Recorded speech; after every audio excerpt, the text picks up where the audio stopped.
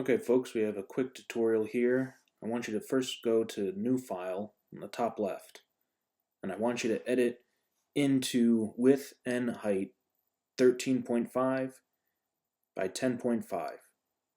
The orientation is up to you whether or not you use a horizontal or a vertical image.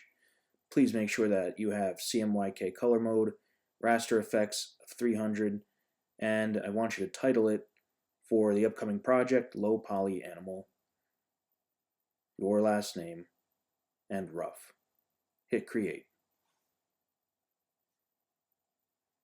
From here, we're going to be adding in artwork, which I'm going to be using Unsplash in this next window.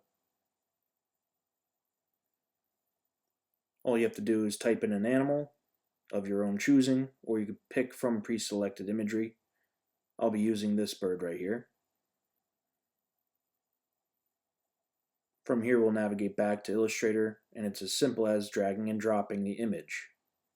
Your image may either be highly pixelated or may be very vivid, but you can use the Align tool to rearrange it to your artboard, as we want to make sure that the space is completely filled.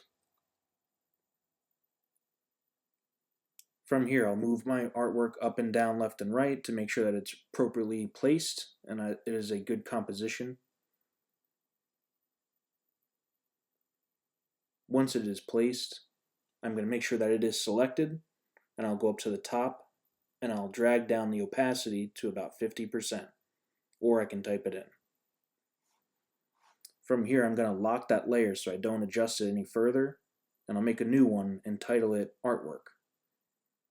I'll also go back to that previous layer and title that Reference.